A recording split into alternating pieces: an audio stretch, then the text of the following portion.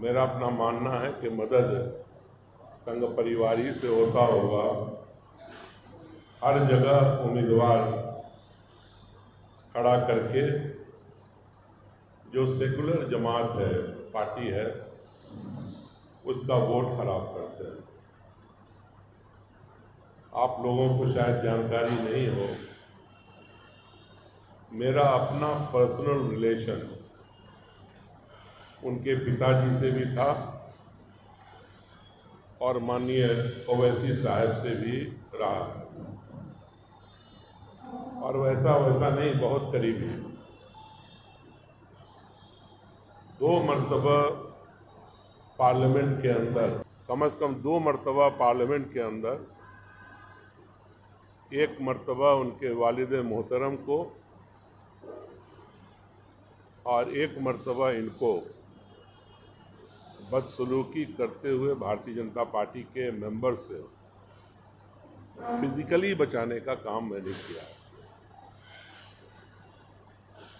ओवैसी साहब पर 1 मरतबा जब मैं 91 में पहली मरतबा जीता था, तो मुझे याद है कि यही ब्रिजभूषण जो हैं, ये टीम के साथ उन पे हमलावर हुए, तो मैं अकेला था जो उनको फिजिकली सेव किया हाउस के अंदर। और इनका ये जो ओवैसी साहब हैं, असदुद्दीन ओवैसी साहब, इनका तो वीडियो वायरल है। इन्होंने कहा था, मेरा नाम लिया कि इन्होंने ये नहीं होते तो मेरे ऊपर हमला हो जाता। इस सब के बावजूद, इतने अच्छे ताल्लुकात होने के बावजूद, मैं कभी किसी के खिलाफ पर्सनली बोलता भी नहीं हूँ। जब इन्होंने मेरे खिलाफ उम्मीदवार दे दिया, इसका मतलब यह है कि आपके टारगेट पर हर सेकुलर जमात के साथ साथ वो मुस्लिम लीडर भी है जो जीत सकता है। आपने वहाँ उम्मीदवार दिया।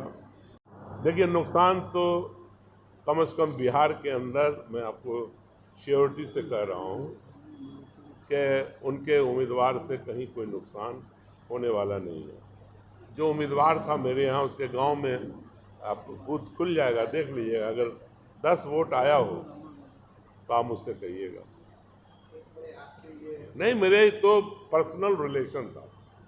मतलब मैं कह रहा हूँ कि ये जो जुगलबंदी है दोनों पार्टी की, कि अगर वो कम से कम मेरे खिलाफ कैंडिडेट नहीं देते, मेरा इतना रिलेशन था उनका, ये कहीं ना कहीं अंडरस्टैंडिंग है।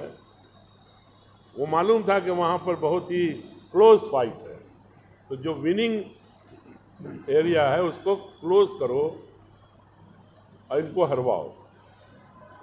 तो मेरी दोस्ती होने के बावजूद भी अगर उन्होंने उम्मीदवार दिया, तो इनका संघ परिवार से, भारतीय जनता पार्टी से बहुत अच्छा रिलेशन है। ये झूठा दिखाने के लिए गाली बकते हैं। और देखो, ये एक बड़ा अजीबोगरीब मामला है।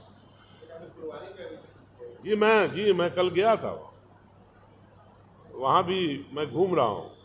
मैं हर गांव में जाऊँगा, और कल मैं था फुलवारी में भी घूम रहा हूँ। कल मैं मनेर शरीफ भी गया था, उस एरिया में घूमा हूँ। आज भी मेरा कार्यक्रम है, कल भी। जब तक चुनाव नहीं हो जाए मैं वहीं रहूँगा। पार्टी का कहना था कि हम लोग 2 फेज तक इंतजार किए कि इंडिया गठबंधन हमसे अप्रोच करे, हम लोग ने भी अप्रोच करने की कोशिश की, उसके बावजूद भी कोई उधर से हामी नहीं भरा। कल लास्ट में हम लोग अपना कैंडिडेट था। देखिए, उनसे कौन बात करेगा? उनसे बात करने की गुंजाइश कहाँ है? वो तो already declared part and partial of संघ परिवार। तरफ जो चुनाव मैं मधुबनी से राष्ट्रीय जनता दल और इंडिया गठबंधन का उम्मीदवार था, मुझे 6 दिन पहले खबर मिली, इलेक्शन के 6 दिन पहले। हमारे मधुबनी के अध्यक्ष जी राम आशीष यादव जी यहाँ मौजूद हैं। मैंने बहुत सारी बातें इनसे भी शेयर नहीं की, और उसमें प्लानिंग ये थी, यहाँ के ऑल अपने देश के जो स्टेट होम मिनिस्टर हैं वो गए हुए थे, और उनकी प्लानिंग ये थी कि वोटरों को निकलने ही नहीं दो, जो अल्पसंख्यक वोटर हैं उनको नहीं निकलने देना। इतना रेट आप देख लीजिए, उठा के मालूम कर लीजिए, इतने लोगों की पिटाई। आप मालूम करिए कि वहाँ पे जितने भी मामलात इस तरह के हुए हैं कहाँ हुए, ताकि वोटिंग परसेंटेज गिर जाए, लोग डिमोरलाइज हो जाएं, घरों को बैठे। इलेक्शन के दिन जाले के जो विधायक हैं अभी भारतीय जनता पार्टी के, देवरा बंदौली जो कि मुस्लिम डोमिनेटेड विलेज है, मुसलमानों की बड़ी आबादी है, आप पता नहीं किस हैसियत से उनके पास था या नहीं, सीसीटीवी में कैद है, वो देवरा बंदौली के जहाँ वोट हो रहा था वहाँ घुस गए पोलिंग स्टेशन पर, और वहाँ जा कर के ये बुर्का वाले को चेक करो, ये दाढ़ी वाले को चेक करो, ये हरकत वहाँ वो करने लगे। लोगों ने प्रोटेस्ट किया कि भाई यहाँ पर आपका क्या लेना देना, यहाँ पदाधिकारी है, पुलिस है, वो देखेगा कौन सही है कौन गलत है। चले गए, आधे घंटे के बाद फिर फ़ोन करके एसडीओ को भेज दिया। मेरी एसडीओ से बातचीत हुई, हम कहा कि आप लोग ये क्या कोई एक प्लानिंग है आप लोगों की, क्या कर रहे हैं आप लोग, वोट डालने दीजिए, अगर वोट गलत है तो उसको रोकिए। फिर तीसरे चरण में उसी गांव में कुछ बच्चियों को उठा लिया वहाँ से, लड़की को और लड़के को लिया, और ये घटना पूरे आप मालूम कर लीजिएगा, मधुबनी लोकसभा में कई गांव में ये घटना हुई। तो उसका सिंपल एक टारगेट था कि वोट नहीं गिरने दो सबको। तो मैंने डीएम साहब से कहा था 6 दिन पहले कि मुझे ये खबर मिली है कि ये सब कुछ होने वाला है, कि ऐसा कुछ नहीं होगा, आप बेफिक्र रहिए। और उन्होंने, डीएम ने, एसपी ने मधुबनी के केयर भी किया, लेकिन चूंकि ये प्लानिंग थी इनकी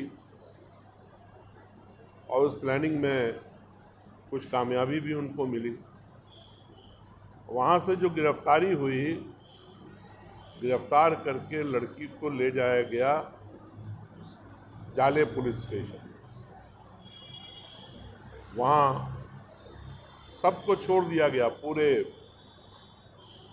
ज़िला के अंदर जो भी वायलेंस या जो कुछ हुआ हो, फर्जी मतदाता गए हों, सब जगह बॉन्ड भरा करके सब पे केस करके सबको छोड़ दिया गया।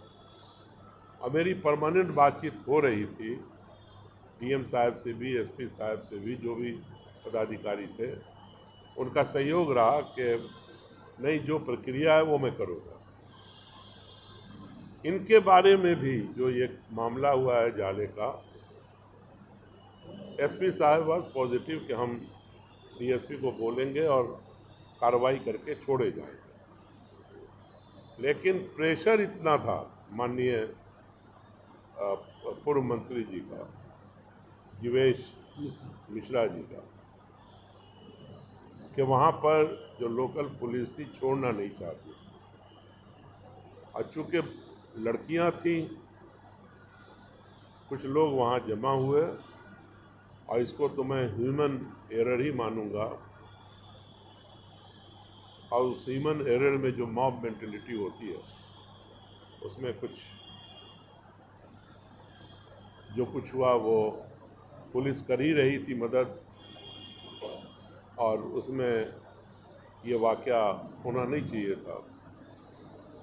अब मैंने बात किया कि ठीक है, गलती तो जो होना है वो हो गई है, अब सब पे मुकदमा करिए, सब अपना कोर्ट जाएगा, सब कोर्ट से जो भी मरवत है मिलेगी। अब इसको एक पूरा पैन इंडिया एक मामला बनाया जा रहा है। बुर्का, जिहाद, पता नहीं क्या क्या बोलते हैं ये लोग, कहीं शर्म हया है ही नहीं है। ये मैं कैसे बता दूं? You have any proof? आप देखिए, मैंने नहीं कहा कि फर्जी। गिरफ्तारी तो एंटिसिपेट करके होता है, कहीं पे भीड़ ज़्यादा है, कहीं पे कुछ मामला है।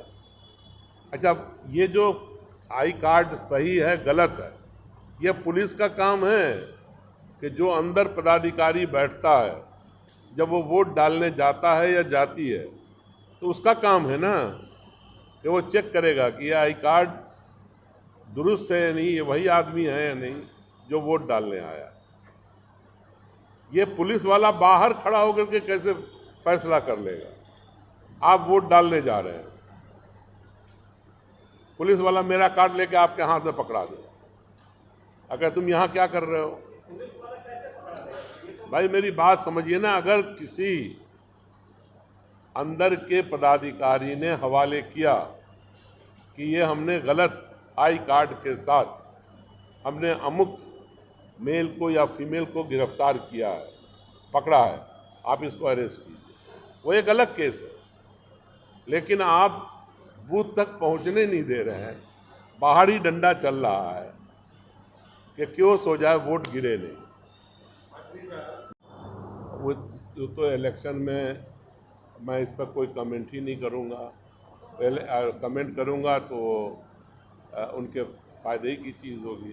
ये तो पूरा इलेक्शन ही लड़ना चाहते हैं, हिंदू मुसलमान, सिख ईसाई, हिंदुस्तान पाकिस्तान, मंदिर मस्जिद। उसका कोई जवाब मुझे देना नहीं है, इलेक्शन के बाद इसका जवाब दिया जाएगा।